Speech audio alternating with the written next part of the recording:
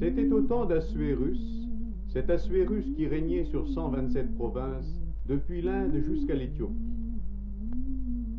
La 3e année de son règne, le roi Assuérus donne un festin à Suse, capitale de la Perse. Tous les princes et ses serviteurs du royaume y sont invités. Le 7e jour des réjouissances, ivre, le roi ordonne à sa femme, la belle reine Vashti, de se présenter devant les invités. Vashti refuse.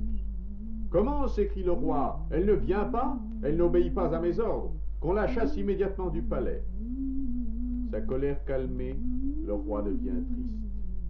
Il faut vite lui trouver une nouvelle reine. Toutes les beautés du royaume sont rassemblées au palais royal. Parmi elles se trouve Esther, une jeune juive orpheline, élevée par le pieux Mardochée, son cousin. De toutes les jeunes filles, c'est Esther que le roi Assuérus préfère. C'est elle qui l'épouse, elle devient ainsi reine de Perse. Mardochée vient souvent au palais royal demander des nouvelles de sa cousine, la reine Esther. Un jour, il surprend une conversation entre 2 gardiens du palais qui complotent l'assassinat du roi. Mardochée le dit à Esther qui en fait part à Assuérus. Le complot est ainsi déjoué, les 2 coupables sont pendus et cette affaire est consignée dans les annales du roi.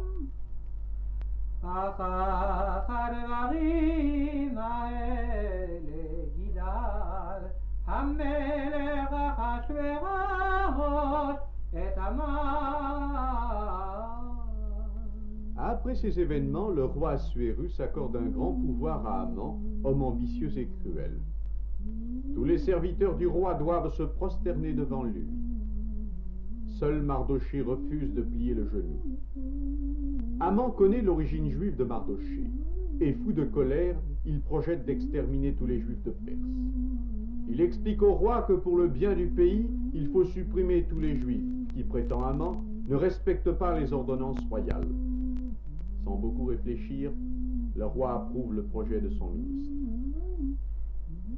Haman, content de sa réussite, jette le sort, en hébreu pour, et il décide de faire périr tous les juifs le 13e jour du mois d'Adar. Ce décret, signé par le roi, est publié dans toutes les villes du royaume.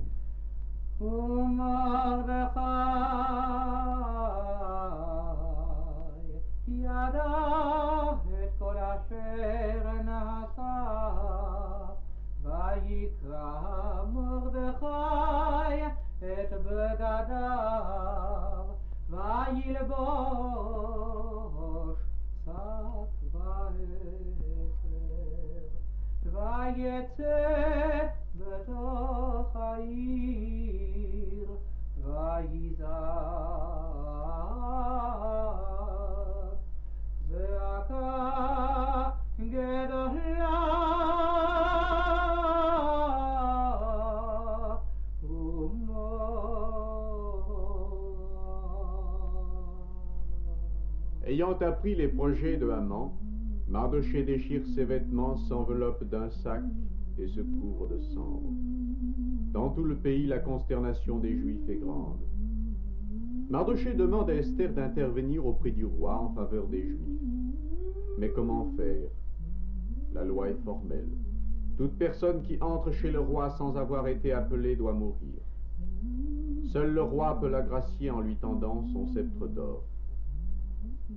Connaissant ce danger, Esther demande à Mardochée de rassembler tous les Juifs de Suse. 3 jours durant, ils jeûnent et prient Dieu pour la vie de la reine. Le 3e jour, Esther met ses habits royaux et va se présenter devant le roi. En l'apercevant, Assuérus tend à Esther le sceptre d'or et lui dit « Qu'as-tu, reine Esther? Que demandes-tu?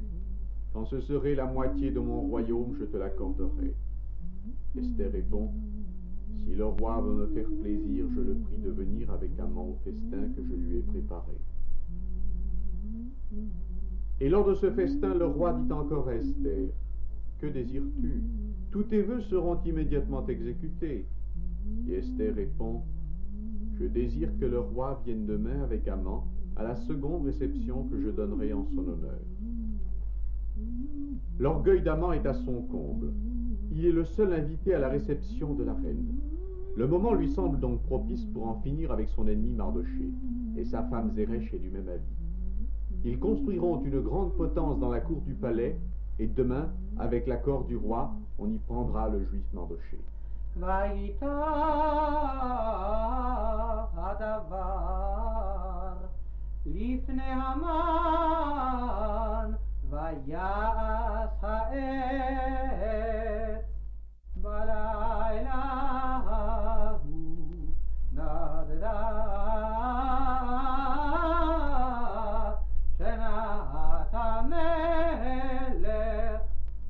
Cette nuit-là, le roi ne peut dormir.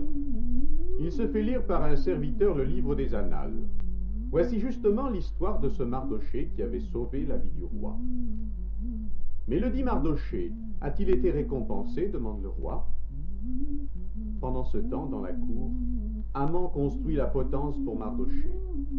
Le roi le fait appeler, lui dit: Haman, que faut-il faire à l'homme que le roi veut honorer? Haman se dit en lui-même: c'est sûrement à moi que pense le roi. Et il répond: il faut revêtir cet homme du vêtement royal, le faire promener à travers la ville sur le cheval du roi, et un dignitaire du royaume proclamera devant lui: c'est ainsi qu'on fait à l'homme que le roi veut honorer. Alors le roi dit à Haman: prends vite mon vêtement et mon cheval, et promène à travers la ville mon serviteur Mardochée. Effrayé et furieux, Haman exécute l'ordre du roi. Il promène Mardochée sur le cheval royal et proclame devant lui: c'est ainsi qu'on fait à l'homme que le roi veut honorer.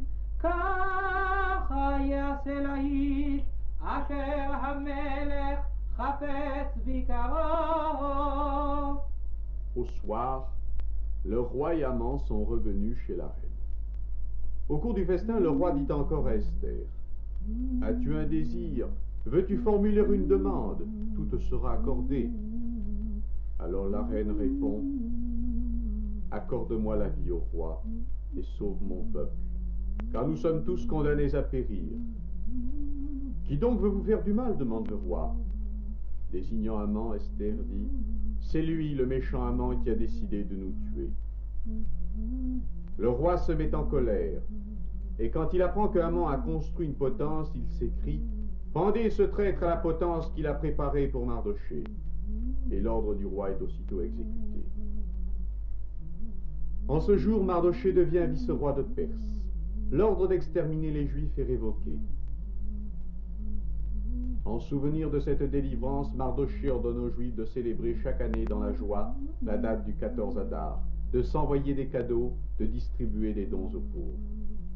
Afin de rappeler le sort, pour en hébreu, que Haman avait jeté contre les Juifs, on nomme cette fête Purim.